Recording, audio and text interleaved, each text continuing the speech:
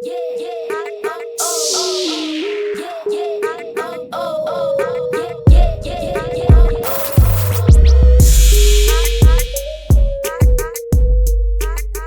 everybody. Welcome to the first installment of the New World Training and Rehab Podcast. To first welcome you to the New World, I'm Nick Chuffalo, and I'm here with Mark Manera. And this is our first podcast, so just going to be an intro on who we are as coaches, who we are as students, and we're going to talk about what New World is and how we kind of came to be. And then we're going to talk about some of our new articles that we both have written, Mark and myself. So with that being said, Mark, why don't you tell everybody a little bit about you, who you are, what your training philosophy is? Hey, what's up, guys? So my name is Mark, and I am a strength coach and a physical therapy student at Maryville University, which is a small school in St. Louis, Missouri. So I kind of got this whole New World thing started a couple months ago, and Nick jumped on with me, and I'm really excited to see where this all goes. So I kind of got into all of this training stuff back when I was in high school, and I played baseball growing up all throughout my childhood. And once it came to high school, we started going to the weight room. And then sophomore year, I was pretty burnt out of baseball and decided to quit baseball. I ended up starting CrossFit at a little YMCA on their basketball court, which was kind of funny, but in my hometown.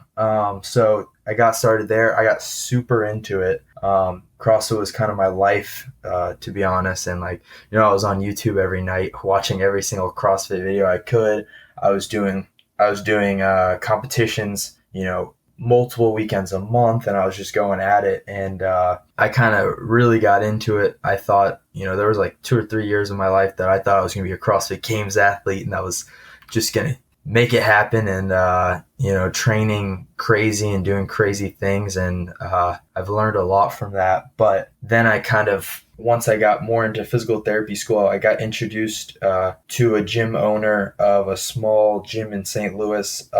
That's a barbell strength gym, and I got the opportunity to go work there, which shifted me I got kind of out of the CrossFit stuff and more into powerlifting and just general strength and conditioning. So I got the opportunity to start coaching at that gym, and the gym was owned by a physical therapist, which was really cool for me because I was a couple years into PT school, which my school, Maryville University, has a direct entry physical therapy school right out of high school. So instead of going for 4 years and having to then take the GRE and get into grad school into a physical therapy school, I actually got to just get into the program out of high school. So I've been at Maryville for 5 years now. So a couple years into that, I started coaching at that gym, and it pulled me out of CrossFit and got me really into strength and conditioning, being a coach, strength training, and learning all that stuff, which has really helped me with starting all of this and getting this opportunity going.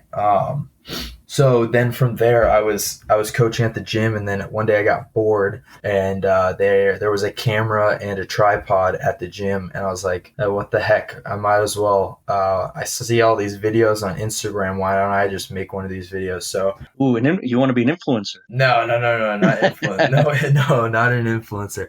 No, but I felt like I had some knowledge. I was learning a lot coaching, and I was like, okay, what if I go and start, putting educational content out there.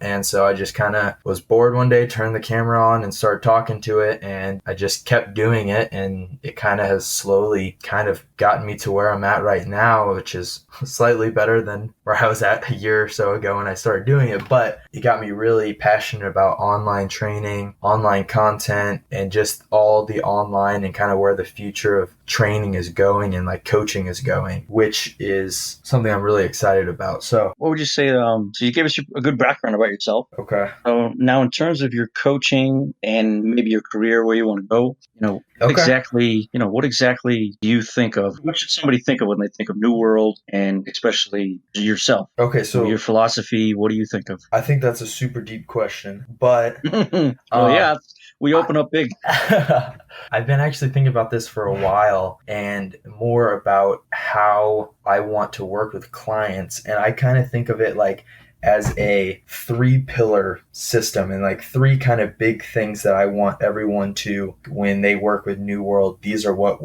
our values are, and kind of like where we want you to expand upon and really be successful. And so the first one is goal setting, the next one's autonomy, and then focused programming and consistent training. So I could talk about these all day, but I think I actually want to make a separate podcast about those 3 and kind of dive deeper into them. But I really think if you're setting goals, you really build autonomy for yourself, and you're in control of your training, and you're the one motivating yourself, and you're dedicated to your training, and then you get some help and you have some focused programming and you're being consistent about it, and we're working towards those specific goals that you want to achieve. I think that's a huge recipe for success. And I think anyone who's doing those 3 are headed in the right direction. So in general, I would say like those 3 things are kind of me as a coach when I'm trying to instill into my clients. Right. So, I mean, those sound great, but just for, maybe people who don't know exactly what autonomy means, they probably know what the other 2 means, goal setting. But, Lee, what do you mean by when you say autonomy? It's usually when I think of the term autonomy, especially in this setting, I think of,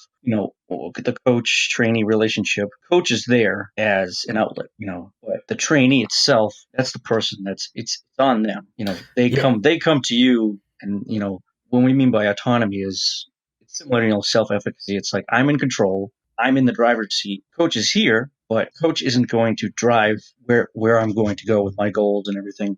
I have to first find that out myself. 100%. Nobody can find that for me until I identify it autonomously within myself. And I think that's really important. And that's why I think it's even more important when you're doing online coaching, is because the coach is not in front of you. It's you. And yes, we're here and you can message back and forth. But if you don't have that self-control, if you're not self-motivated and you're not having that autonomy, then you're not going to go to the gym when you need to. You're not going to be dedicated towards your specific goals and doing specifically what your program says, and all of those other things that lead to success, Absolutely. So why don't you introduce yourself?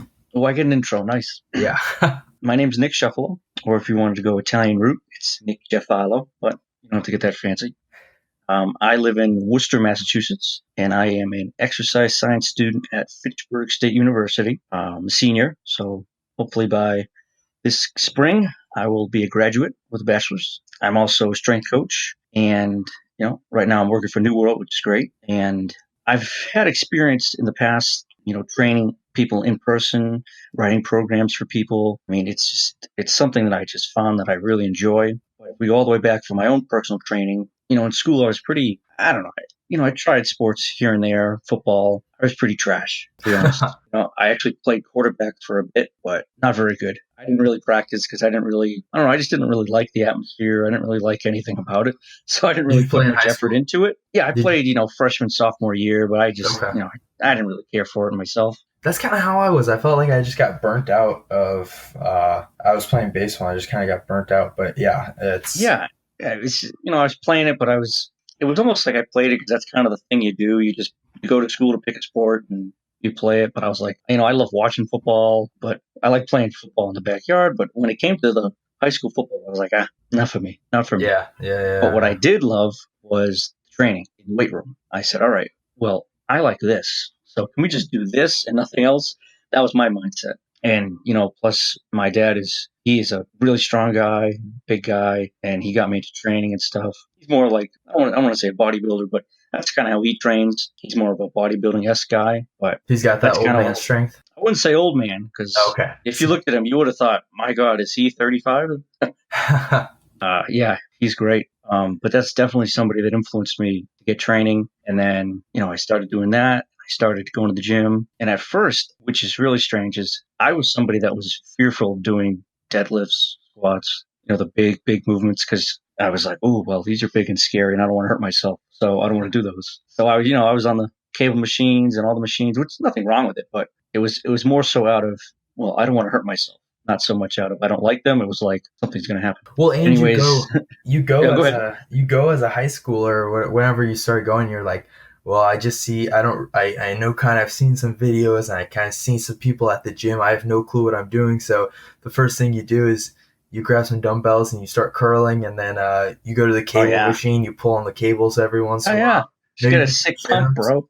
Yeah. Yeah. No, don't Basically, yeah. never squat. Squatting's terrible for Oh, that was odd. Yeah, it you. was, and Yeah. like a deadlift was like, God, that was like foreign territory. I was like, what does that mean? But me and my one of my great friends where I do my training at, and in his house we have kind of a dungeon gym. we call Deuce's gym, but it's kind of like that old school, real dark dungeon type feel to it. People But want to see more videos of you in the dungeon. yeah, in the dungeon, yeah. Oh God, right to the washing machine. So, anyways, I just started training down there after a couple years of training. I actually broadened my horizon and said, you know what, let's give this deadlift, all these big movements a chance. I started training down there with him, and I mean, I loved it personally. I was like, ooh, you see the weight go up, and you're like, ooh, well, that's cool. You put two plates on, you're like, whoa, I'm a Yeah, beast. yeah, yeah, So you kind of yeah. get hooked on that a bit, and then it's like it just gets that urge to keep doing more. And then there was a little bit of time where I didn't train at all. It was weird. I just lost the interest in training for some reason. I don't know, but it really actually wasn't until I want to say this time last year that I said, you know what, I haven't done consistent training, legitimate training in a long time, and I said, let's get back to it. I said it was just so weird and out of character. I just jumped right back on to what I had been doing, and just programmed for myself. But it's been great so far I didn't for a realize you year. took a break. Okay. Oh yeah, I did. People don't really realize that. It's like some people see it like, oh wow, like this person, look at what they've done. They must have done so long and so long. It's like, no, sometimes people just uncharacteristically do things that you wouldn't think they would have done, and then they come out on the other end, and you're like, wow, that's wild. Because you look at like a video of mine, and you're like, oh, well, he's always been dedicated to training. It's like, well, I have been, but there are periods of time where I was like, yeah, I don't want to train anymore. Well, and life's gonna hit you, right? Yeah. I mean, there's it's gonna be it's like a ebbs and behavioral flows, change, and oh yeah, yeah, exactly. Yeah. Well, Foreshadow. when do you wanna talk about that? So Nick just recently released we just released his article on our website, newworldtrainingandrehab.com, and it was all about the cycle and stages of behavioral change. So if you want to talk about it, why don't we just kind of go right into it? And do you want to? Yeah, absolutely. I'll talk about it. All Sure. right, let's see it. Yeah. So basically, I just wanted to talk about what behavioral change kind of is, very broadly. I mean, this wasn't like I'm not a psychologist, I'm not a psychiatrist, I'm not any sort of doctor. So this is just coming from a strength coach's perspective. But I just thought, like, what's the first thing that needs to happen for you to do something? Well, you have to stop or change what you're doing currently, change your mindset to do something else, which is behavior change. And I mean, the complexity behind it is massive. So the main reason I wrote it was to kind of give a perspective from a strength coach. And I've read a few things about it, but I never saw something that was like, as a strength coach, how can you kind of identify where somebody's at and then give like a practical example about it, which is what I try to do. In the article, you'll see if you read it, I kind of break down the stages of what's known as the trans theoretical model of behavioral change, which came out in early 70s. Basically, just stages and identifications of where somebody is, and how to identify them, what you can, should, and shouldn't do to that person in that stage if you want to change their behavior. And the way it came about was mainly due for people who, like, we're talking like real addictions, drug addictions, and maybe people who are addicted to cigarettes, stuff like that, or for instance, somebody who's morbidly obese, and maybe you could make the claim that they were food addicts or something like that. So I just kind of put a spin on it into training and exercise, and a little bit of like somebody who was dealing with an injury. So the example I gave in the article, and I won't go into word for word detail, but basically somebody who was just referring the same injuries, same pain back again and again and again. And what could I do as a strength coach, staying within my scope of practice, obviously, what could I do to aid this behavior that obviously is something's not right about it? What could I do to change that? Yeah, and I So think you did a really good job of kind of showing from like perspectives of, both the strength coach and also from like the trainee's perspective of like, and you kind of did a good job of defining each stage and then saying like, okay, well, from my aspect of a strength coach or like from the person dealing with it. This is kind of what they're going through. And I really enjoyed reading the article, and I really think people would get a lot out of it. So I would check that out. I'll put the link to it in the show notes. Yeah, I mean, yeah, I appreciate comments and everything. The last thing I'll say about it was just, like you had said, I didn't want to write it just about, from the perspective of the coach, but also trying to think of where the trainee's at. If all you think of is what I can do, but you don't think of the perspective of the person you're trying to change the behavior of, you're almost kind of two steps behind already. 100%. Because you're not thinking. I mean, if you're not changing your own behavior. You want to change, or at least aid in the change of someone else's. Because again, and I had put it. I kind of wanted to make a big emphasis of this isn't medical advice. Yeah. No. I don't think you got to keep in your scope of practice, but it's just. But there are still things that you can do. You're not a hopeless person as a strength coach. You can do things.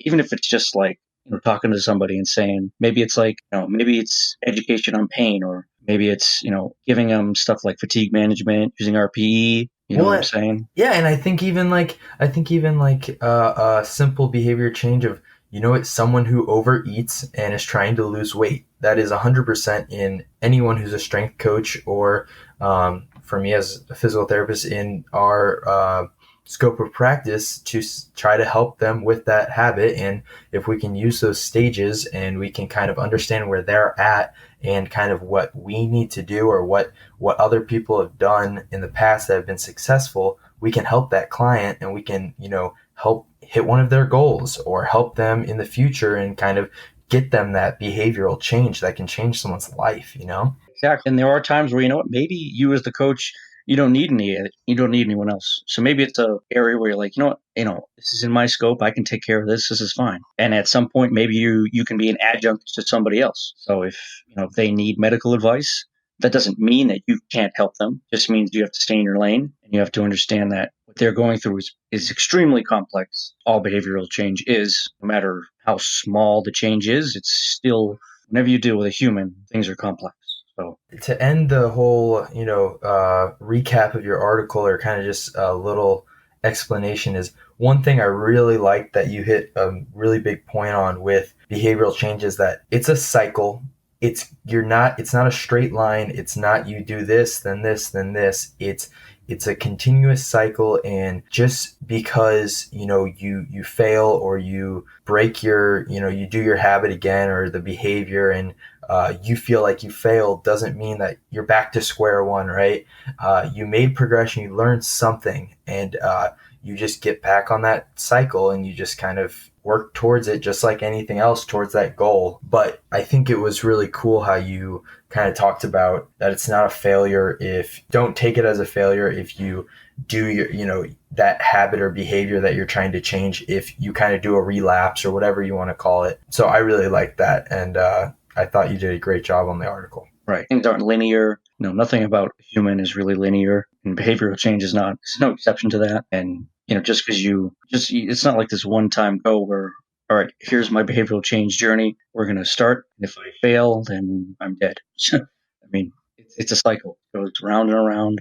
If you have a relapse, you're not done. You can go back at it again. Exactly. Yeah. So good article. Oh yeah. Thank you. I would Mark, give it why a don't you read. tell everybody about the RPE article you wrote? Yeah, so I wrote Another article. Good one. Thank you. Yeah, so I wrote an article. I posted probably earlier or last month. So it was over kind of what RPE is, some of the history behind it, and then some easy steps into kind of slowly implementing it into your training and kind of learning the process, because it can seem like this huge, complicated thing, but at the end of the day, so RPE stands for rate of perceived exertion. So it's kind of just like it's a scale that we use that tells you your perceived exertion, and it's very based on your thoughts, and it's subjective, but it can be a very good data point to use to look at how difficult your training is, and kind of also look at spikes and kind of the flow of how you're progressing and how intense your workouts are. So I kind of walked through kind of how I show people how to implement RPE, and it's just to start with one little thing, and you do one thing, and then we slowly add to it, and kind of just one step at a time. And once it's just a ton of practice, and no one is perfect at it, but it doesn't have to be perfect, right? So, well, what else do you want to know about it, Nick? Well, I think, well, the point you just said at the end was that it's not perfect. And I think that's great because, I mean, nothing is going to be perfect. That's the whole point of using RPE is this, because there's going to be fluctuations. And Yes. if you don't, if you don't, you know, don't go into it saying like, it's going to be up and down. You'd rather have more ups than downs, of course, obviously. But Yeah. you know, Yes. there's times where where you're going to feel like crap. Sometimes you're going to feel great, and sometimes you just have to auto-regulate. So self-adjust to you, and how you're feeling. So I wanted to bring up two big misconceptions about RPE just in here, and then if your guys are super interested about it, I'll put that article in the show notes too, and you can go check it out. But the first one is, even if you're not using RPE right now, your training has a perceived exertion, right? It's not like something that isn't there and then it's there. Like when you're training, you kind of have, if it's subconscious or whatever, or if you're thinking about it, you have a perceived exertion. You haven't how hard you're going in that workout. So what we're trying to do, and we didn't create this, but what we do with RPE is we're just kind of putting an extra data point into your training to say, like, this is kind of how hard that felt, or this is how hard my session felt. And it's just a great thing from a coaching perspective to be like, oh, well, Nick, the past 3 weeks have been, 10 out of 10 RPE. Maybe it's time to change some things up or decrease, do something, because there's no reason to be doing maximal. Or on the other hand, if, he said his workouts are 2 out of 10, well, maybe we're not working him hard enough, or he's not working hard enough, or we need to look at that. So there's a lot of cool stuff with that, and it's there. It's just we want you to learn how to figure out what your perceived exertion is and kind of use that to describe, or later on you can actually prescribe your workouts with RPE, but that's getting really complicated from just a beginner standpoint. But then also the other thing that I wanted to talk about was, I think a lot of people think when they start using RPE, or if someone's like, well, you got to use RPE, they're like, oh man, that's going to change everything. Like, I have to change my training up. Like, I'm going to, you can do the same thing you're doing and just use RPE. It's not like this is percentage training and this is RPE training. Like, what I kind of tell people, and this is how I teach people how to use RPE, is don't change anything in your programming. Just after your set or whatever you're doing, just kind of rate how many reps you had left in the tank, or kind of rate how hard 1 out of 10 you thought that set was. You're not changing anything. We're not making a big change. We're just slowly introducing the concept. And if it sticks and it works really well for you, then we'll progress. And, your programming might change a little bit, but it doesn't mean like, here's percentage training, here's RPE training, and they're completely different. There's a wall in between them. There's nothing, they're different things, and everything's different. Does that make sense? Oh yeah, of course. And I've heard things like, at least things against RPE. Don't use it right. People aren't good with it. Well, it doesn't make any sense, really. RPE, you can't tell somebody whether they were good or not good at using it. I mean, there's certain circumstances where you looked at somebody's lift, and I mean, it was like a 1 rep max attempt, and they come to you and said that was a 6. I mean, there are scenarios where you go, well, let's kind of educate you on, again, how this is supposed to be, roughly give them guidelines how it should feel. But I mean, you can't argue with somebody and say, that looked like an 8, but you said it was a 7. I Yeah. mean, that doesn't make any sense. As an outside person, almost impossible to tell Well, somebody what their own perception was of the lift. and I think when you're going from like, so to give some background, so how in resistance training we use RPE is, in at 10 means that it was a max effort lift. So that could be a 1 rep max, that could be a 5 rep max, that could be a 20 rep max. It just means that after your set was over, you had 0 reps left in the tank. And it was a maximal effort. And exactly. That'd be a very tough thing to do again. So then an at 9 means that after your set was over, you could have done 1 more rep. So after your single, you could have done 1 more rep, or after your set of 20, you could have done 1 more rep. And then an at 8 means 2 reps left in the tank. At 7 means 3 reps left in the tank. So I think going back to what you were talking about is, yeah, I don't think it's necessary to nitpick like that was a 7 or that was an 8, as much as, like if you're watching, you can watch bar speed and you can watch kind of someone lift, and if they tell you it was a 2 and it was more like a 9.5 or a 9, okay, that might be something where it's like maybe we need to educate this person 100%. But going back to your point, like different people move and their maximals and their high percentage work moves differently than other people. Some people look like they could add 100 pounds to their lift and they add 5 pounds and they fail, right? And then Oh yeah. other people look like they're about to fail their first rep and then end up doing a set of 6. So it's just, you got to learn the athlete, and then you also have to and that's the important part of having a coach and having someone who's regularly watching either a video or you in person training. I mean, I know for me personally, whenever I do a lift, it is slow. I'm just a very slow lifter. And whether I rate it an 8 or a 9 or a 7 or a 10, the thing's just going to be slow. So people usually associate with like, I see people with bar speed. Sometimes I think that gets a little overused because people go, well, that was a fast lift, so it must have been easy. Well, depending on the person. I mean, if you have somebody who just every lift they do, I mean, it's speed fast. Just looks like a rocket. But they tell you it's an 8, and I mean, what am I going to say to them? Well, no, you lied. Well, it doesn't make any sense. Well, yeah, That's the whole point of using the RPE. It's like how we, let's go back to autonomy. It's giving that self-efficacy, that autonomy of you're going to tell me what you felt. It's all on you because I am not you, so I can't tell you how it felt. but I think that the bar speed aspect can be really important from the beginning and from a teaching someone and kind of showing them, because in general, for the average person, or if you take, whatever, if you take 1,000 people, I would say that if someone's moving the bar faster than when they're adding weight and they add weight and they move slower, then that RPE is going to be higher than the one that they were moving faster. And I think that's where the individualization and looking at the person is really important. But from a learning it from the beginning, I do think bar speed can be a beneficial data point to look at. Oh, agreed. And yeah, I mean, that's not how I wanted to come off. No, It was yeah, more yeah. so of sometimes I think it's looked at too heavily. I certainly think it's an important factor to look at, but I think sometimes it's almost too nitpicky of, well, that didn't look fast enough. Well, it doesn't really make too much sense, especially if we're talking context of a person who maybe, everything just is slow. Everything just, like for me, I pull a deadlift 7. I rate it a 7, but it looks kind of slow. I rate it a Yeah. 9. It looks pretty much the same speed. Okay. Yeah, and that's where your training and you and how your body works, and you just gotta stick with what you know, and it'll just continue to refine as you do it more, right? And that's the cool thing about any skill, and especially RPE, is the more you do it, the better you get at it. So, and And I just yeah, go on. go ahead, Mark. You got it. No, go.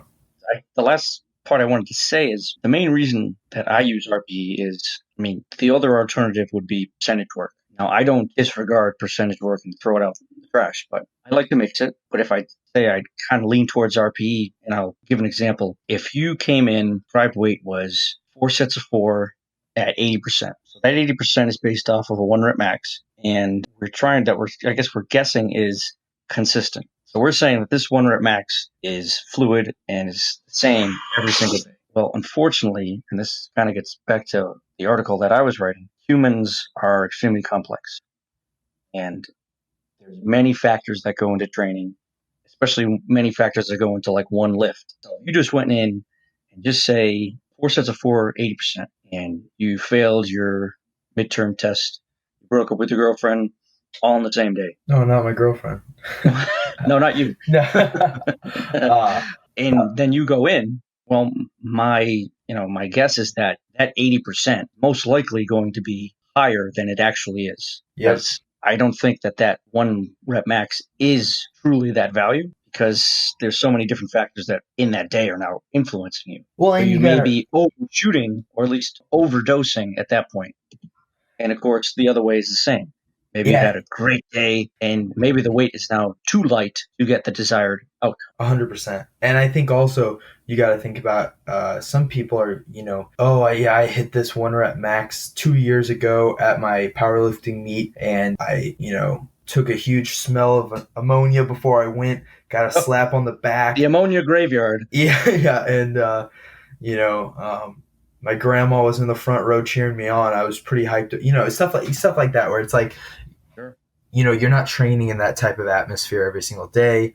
And that was 2 years ago, and a lot has changed since then. And, whatever. And the scenario is different. So I think that I like percentage work, and I like giving a percentage work or percentage and then saying it should feel like an RPE of this. So you're kind of doing best of both worlds, where it gives them a very good starting point. But if it doesn't feel like an 8 or it doesn't feel like a 7 or whatever you want to prescribe, then they kind of adjust from there. Yeah. So, yeah, And that's the main reason why you do it, is to adjust. exactly. So you're not, you don't want to feel fixed. I mean, what if you went to the gym and you're like, I am dreading having to do 80%. I know it's this number, and I know today it's just way too heavy, but I have to do it because the program says I have to. I mean, Yeah. you have to allow for a spectrum of how you're feeling. And I think things like RPE do a great job at that, because it's just catering to the human that's doing the lifts, or whatever work you want to do, swimming, playing any type of sport, stuff like that, any sort of training. I completely agree. So, yeah, I don't want to push this too long. So I think if you guys are really interested in RPE, I would really check that out. Again, I'll put it in the show notes, and you can go and read it. And if you have any other questions, feel free to message Nick and I. But Nick, was there anything else you want to talk about before we wrap this up? No, I think we hit on all the good points of the first intro. Anybody that is listening, appreciate you coming over and listening to our first podcast. Yeah, and I And kind of wanted to give a brief description of kind of what we do at New World Training, if anyone's interested in getting a coach or learning more about us. So we offer online coaching, and we want to help guide you in the right path towards your specific strength or fitness goal. So we want to set you up on our online platform where everything will be set up really nice and easy for you to understand, and you can communicate with your coach through the app or website that we use. So if you're interested in getting coached, you can go to our website, newworldtrainingandrehab.com, or send us a message or DM us, one of us on social media, or you can email us at info@newworldtrainingandrehab.com. Nick, what are some social medias that people can find you on? well, you can email me at nceeffalo@gmail.com. Instagram is Nick Ceff, so Nick CEFF _New World on Instagram. I'm on Facebook too. You want to DM me, that's fine. I welcome it. So even if you just have questions, that's fine. But yeah, totally open to emails, whatever. Contact me. Cool. And if anyone wants to see my pretty face, I'm on Instagram putting out videos all the time at Mark _New World. Or you can check out the New World Instagram page at New World Training and Rehab, Facebook at New World Training and Rehab, and then I have a YouTube page too. So just search Mark Manera, and I've got a couple of videos on there too. So I appreciate everyone listening. We're gonna try to do this once or twice a month, and I'm excited about it. So thank you guys. Yep. Good ones coming up soon. Good topics. And everybody, thanks for listening, and welcome to the New World.